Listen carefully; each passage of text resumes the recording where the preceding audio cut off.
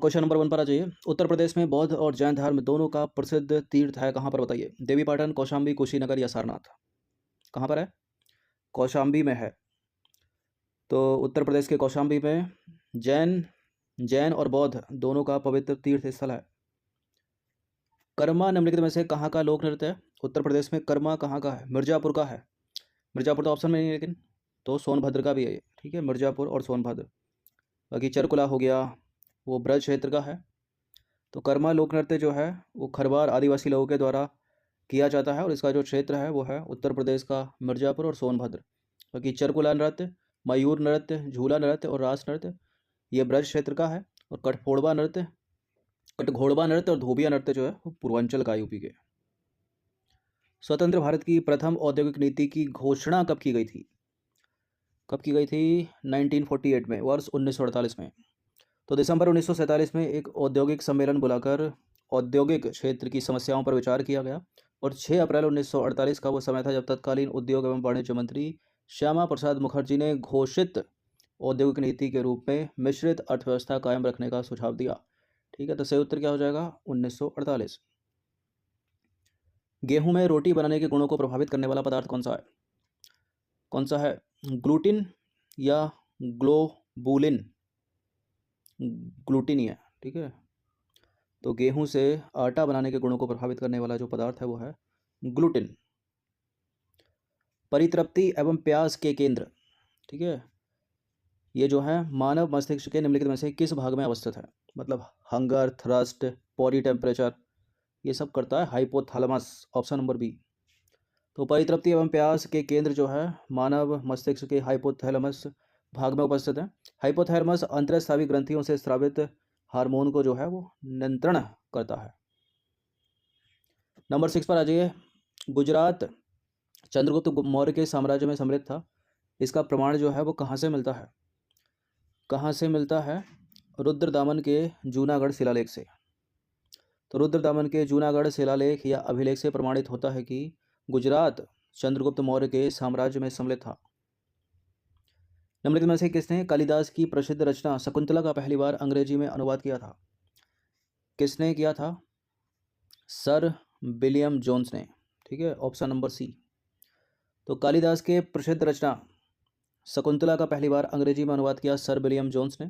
जबकि गीता के अनुवाद की बात करें तो चार्ल्स विल्किंस ने किया था और 1784 ईस्वी में विलियम जोन्स ने एशियाटिक सोसाइटी ऑफ बंगाल की स्थापना की थी। यह प्रश्न पूछा गया था अभी यूपीपीसीएस की प्रारंभिक परीक्षा में जो 24 तारीख को हुई थी। क्वेश्चन नंबर 8 पर आ जाइए। निम्नलिखित में से कौन सा एक सही सुमेलित नहीं है? बक्सर का युद्ध, आंग्ल नेपाल युद्ध, चतुर्थ आंग्ल मैसूर युद्ध और तृतीय आंग्ल मराठा युद्ध। बैटल ऑफ बक्सर, बक्सर का युद्ध 1764 हेक्टर मुनरो के नेतृत्व में, ये तो सही है। आंग्ल नेपाल युद्ध लॉर्ड हेस्टिंग, ये भी सही है। चतुर्थ आंग्ल मैसूर युद्ध लॉर्ड वेलेजली, भी सही है।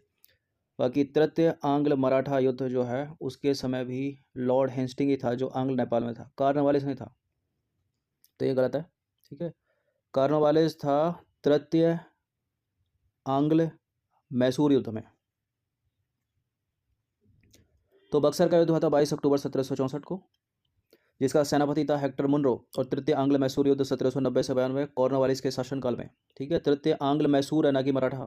बाकी तृतीय आंग्ल मराठा युद्ध जो है लॉर्ड हेस्टिंग के काल में हुआ था 1813-1823। और लॉर्ड हेस्टिंग के काल में ही आंग्ल नेपाल युद्ध भी हुआ था। और चतुर्थ आंग्ल मैसूर युद्ध की बात करें 1799 में, जो समाप्त हुआ था टीपू सुल्तान की मृत्यु से, और शासनकाल था लॉर्ड वेलेजली का। निम्नलिखित में से किस गवर्नर जनरल ने भारत में दास प्रथा को समाप्त किया था? किसने किया था? लॉर्ड एलनबरो ने, ठीक है। और सती प्रथा को विलियम बेंटिक। तो लॉर्ड एलनबरो भारत में 1842 से 44 ईस्वी तक गवर्नर रहा। इसी के समय में दास प्रथा का अंत किया गया। 1843 के एक्ट 5 के द्वारा दास प्रथा का अंत हो गया। बाकी भारत में सिविल सेवा का पिता, पुलिस सेवा का पिता कॉर्नवालिस को कहा जाता है। जमींदारी व्यवस्था का पिता कॉर्नवालिस। 10वां प्रश्न है, अखिल भारतीय किसान सभा का अधिवेशन आयोजित हुआ था कब?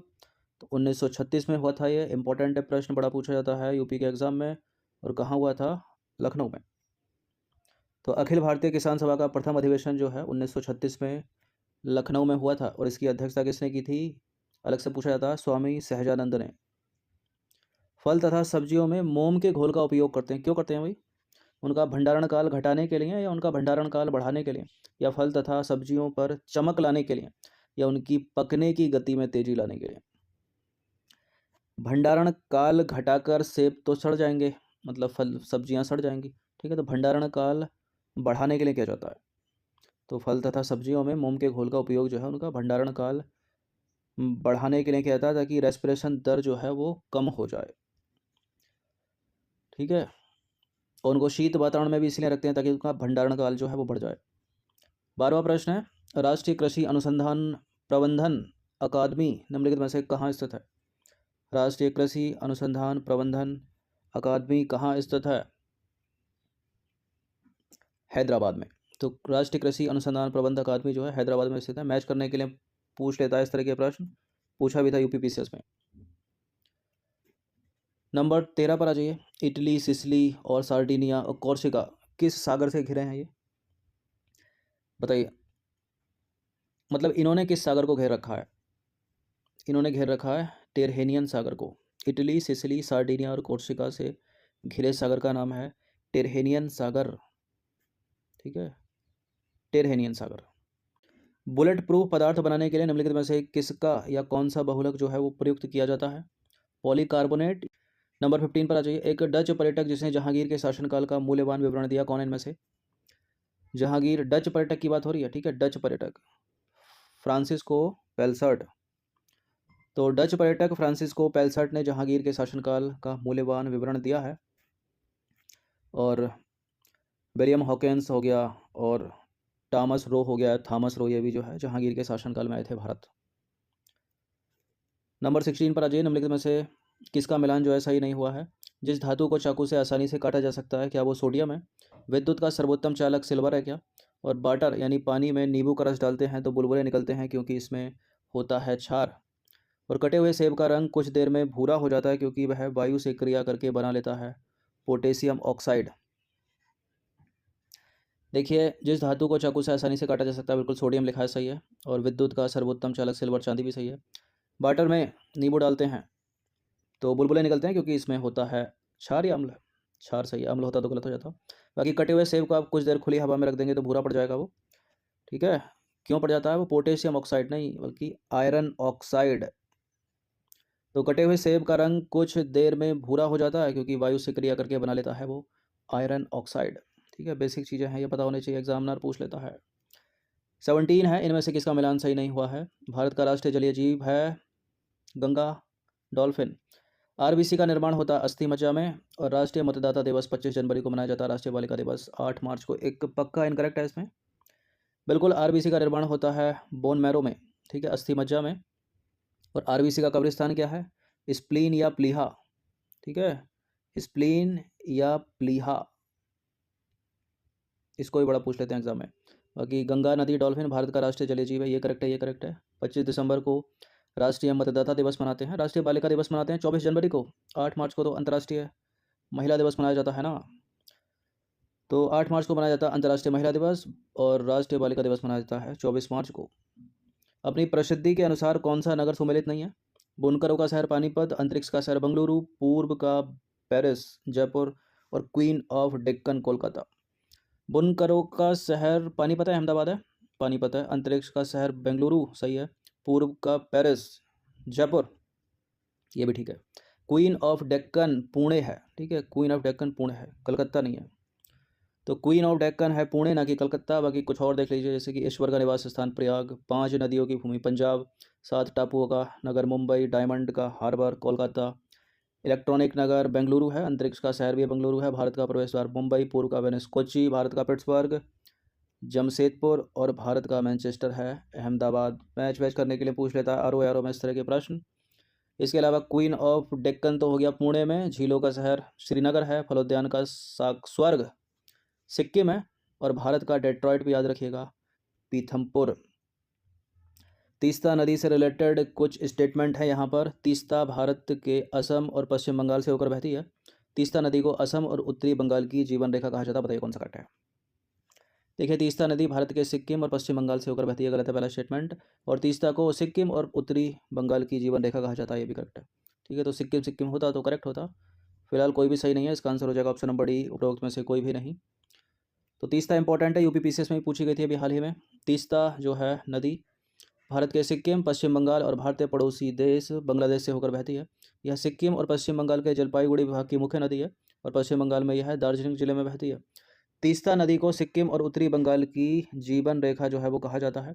सिक्किम और पश्चिम बंगाल से बहती हुई यह बांग्लादेश में प्रवेश करती है और ब्रह्मपुत्र नदी में मिल जाती है, यानी ब्रह्मपुत्र की ट्रिब्यूटरी हो गई। इसकी जो लंबाई है वो है 315 किलोमीटर। कुछ इसकी प्रमुख सहायक नदियों के नाम याद रख लीजिएगा, जैसे कि दिगछू, रांगपो, लालाछू, लांचू, रानी खोला, रंगीर जो है इसकी ट्रिब्यूटरी हैं, सहायक नदियां हैं या उप नदियां हैं। 20 प्रश्न हमने इसमें ऐड किए हैं। अंतिम प्रश्न है ये, ड्रेनेज सिस्टम अपवाह तंत्र के संदर्भ में विचार करेंगे। देखिए, अपवाह तंत्र जो होता है किसी नदी अथवा उसकी सहायक धाराओं द्वारा निर्मित जल प्रवाह की विशेष व्यवस्था है। और दूसरा स्टेटमेंट है, यह एक तरह का जाल तंत्र या नेटवर्क है जिसमें नदियां एक दूसरे से मिलकर जल के बहुदिशीय प्रवाह का मार्ग बनती हैं। यहाँ हाईलाइट किया है, एग्जामिनर नहीं करेगा, करेक्ट है पहला लेकिन इनकरेक्ट है दूसरा। एक दिशीय, ठीक है, एक दिशीय प्रवाह का मार्ग बनती है, ना कि बहुदिशीय। तो दूसरा वाले को एलिमिनेट कर दीजिए, इसका आंसर हो जाएगा केवल एक।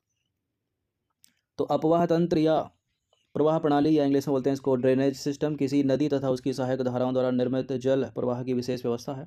यह एक तरह का जो है जाल तंत्र या नेटवर्क है जिसमें नदियाँ एक दूसरे से मिलकर जल के एक दिशीय प्रवाह का मार्ग बनती है, ना कि बहुदिशीय। किसी नदी में मिलने वाली सारी सहायक नदियाँ और उस नदी बेसिन के अन्य लक्षण मिलकर नदी का ड्रेनेज सिस्टम, अपवाह तंत्र या प्रवाह प्रणाली बनाते हैं। ठीक है, भारत के अगर प्रमुख नदी अपवाह तंत्र की बात करें तो सिंधु नदी अपवाह तंत्र, गंगा नदी अपवाह तंत्र और ब्रह्मपुत्र नदी अपवाह तंत्र, तीनों के तीनों मोस्ट इंपॉर्टेंट है, एग्जाम के पॉइंट ऑफ व्यू से बड़े प्रश्न बनते हैं इनसे।